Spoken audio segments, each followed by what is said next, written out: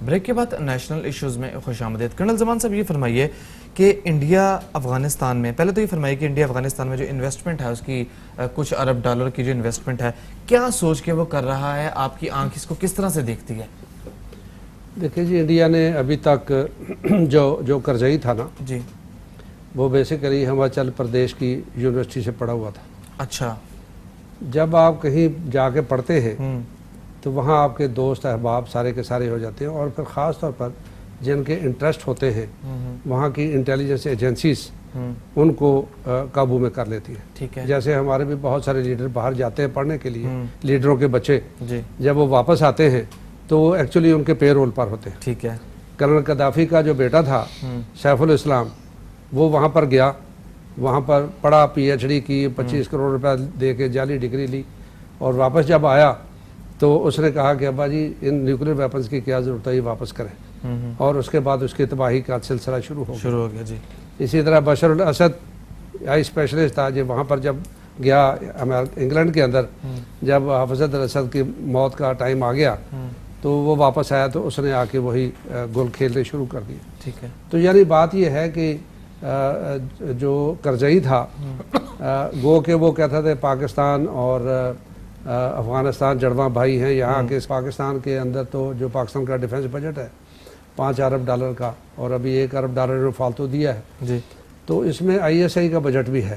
ٹھیک ہے. لیکن انڈیا کے اندر جو ان کا 37 یا 49 بلین ڈالر کا جو بجٹ وہ کلیم کرتے ہیں، کبھی وہ 37 کہتے ہیں، کبھی 39 کہتے ہیں، تو اتنا ہی بجٹ تقریباً ان کا را کا ہے. اچھا. اگر آپ جو انڈیا کا جو امبیسڈر ہے پاکستان میں، اس نے ایک خط لکھا تھا انڈین گورنمنٹ کو 2010 میں، 2010 میں. جی، ٹھیک ہے. 2010 میں اس میں انہوں نے کہا جی پاکستان کو ہم نے اتنا، پاکستان آرمی کو بھی ہم نے اتنا یعنی میٹ گرائنڈر وار کے ذریعے اور یہاں دھماکے کر کے اور لوگوں کے morale کو اتنا ڈاؤن کر دیا ہے کہ Pakistan is no more a threat to us. Okay. تو یعنی پچھلے 4-5 سال سے را جو ہے وہ بھی تقریباً 50 ارب ڈالر کے قریب کی انویسٹمنٹ سالانہ کرتی رہی ہے. گو کہ انڈین اکانومی اس کو افورڈ نہیں کرتی. تو بات یہ ہے کہ اس وقت جو اشرف غنی جو آئے ہیں، یہ امریکہ میں پڑھے ہیں کولمبیا یونیورسٹی سے، اور وہاں پر یہ انسٹرکٹر بھی رہے ہیں. یہ دنیا کے 100 جو موسٹ انفلوئنشل لوگ ہیں ان میں سے ایک ان کا نام آتا ہے. ٹھیک ہے. تو یہ اب اکانومی کھیلیں گے. جو بندہ اکانومی کھیلتا ہے تو وہ لڑائی نہیں کرتا، پہلی بات. ٹھیک ہے. دوسری بات یہ ہے کہ ہندوستان جو ہے نا وہ امریکہ نہیں ہے، اور پاکستان جو ہے وہ افغانستان نہیں ہے. ٹھیک ہے. یہ بات ہندوستان کو سمجھنی چاہیے کہ پاکستان افغانستان نہیں ہے، اور ہندوستان کے پاس امریکہ کے ریسورسز نہیں ہیں. جی، ٹھیک ہے. ہندوستان کی فوج گو کہ بڑی پروفیشنل آرمی ہے، اور ان کا وہ دینا چاہیے، کریڈٹ دینا چاہیے. وہ بھی ہماری طرح ہی ٹرینڈ ہوتے ہیں، اور برٹش آرمی نے جن لائن پر ان کو ہم ٹریننگ لیتے ہیں انہی لائن پر ان کے آفیسرز ٹرینڈ ہوتے ہیں. وہ بڑی پروفیشنل آرمی ہے.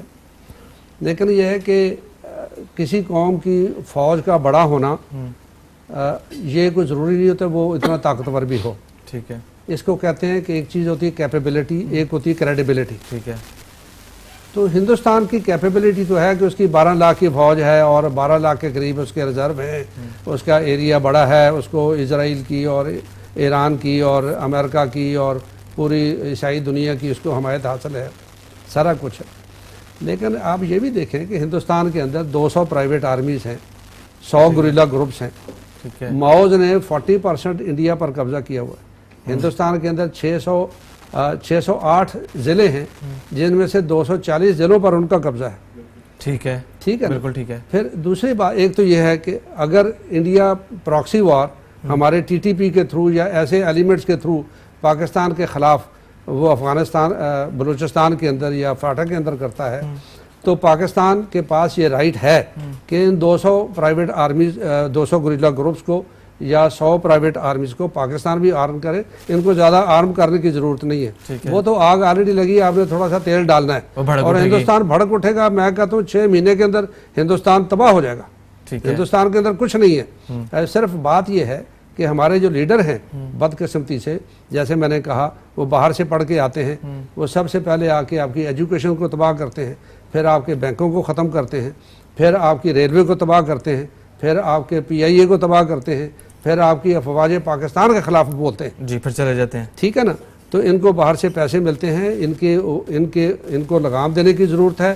اور اس قسم کے لوگوں کے بارے میں کوئی جو ہماری پارلیمنٹ ہے اس کے اندر یہ تمام ڈول نیشنل، فار ایگزامپل میں آپ کو بتاتا ہوں کہ پاکستان میں اس وقت گریڈ 18 سے لے کر گریڈ 22 تک 1 لاکھ افسر جو ہے وہ ڈول نیشنل ہے، جن کے بچے باہر ہیں، جن کا پیسہ باہر ہے.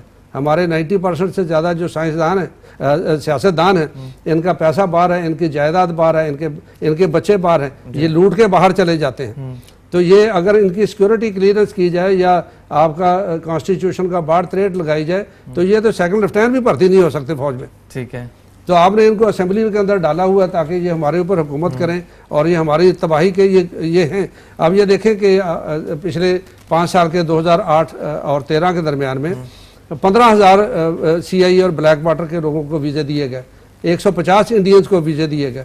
ان کو کیوں نہیں ابھی تک ان کو سلاخوں کے اندر پنجرے کے اندر بند کیا گیا؟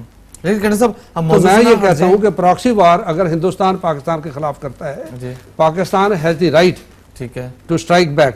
اور پاکستان کے اندر تو ہم تو سارے کے سارے ایک دین کے ماننے والے ہیں، 96% ہم مسلمان ہیں.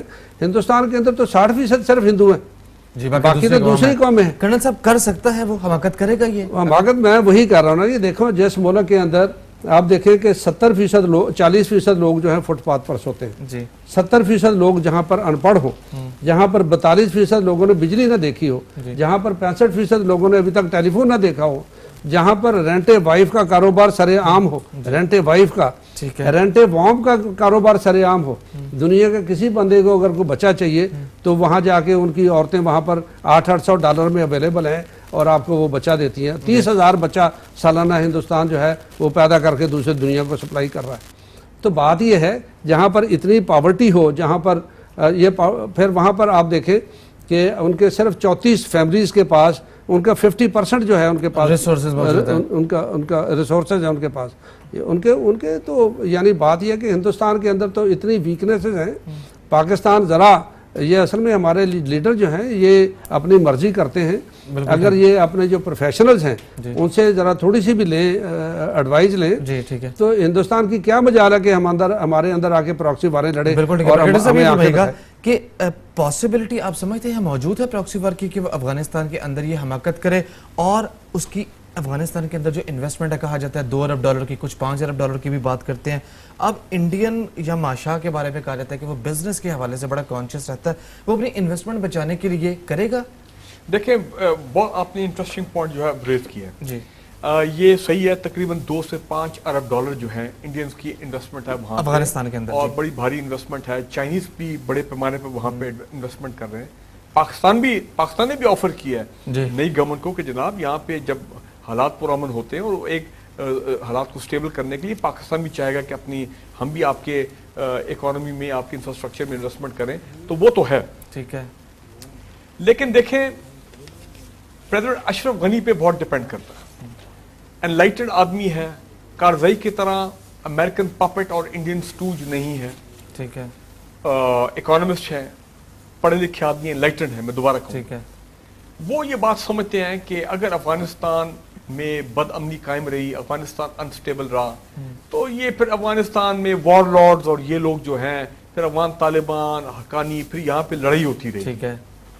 افغان نیشنل آرمی کے بارے میں پیپل آر ناٹ شیور کہ کیا وہ افیکٹولی US نیٹو کی آپریشنل بیکنگ کے بغیر کیا وہ اپنا سیکورٹی کا کنٹرول سنبھال لیں گے افغانستان کا. تو دیکھیں پرابلم ایریاز ہیں.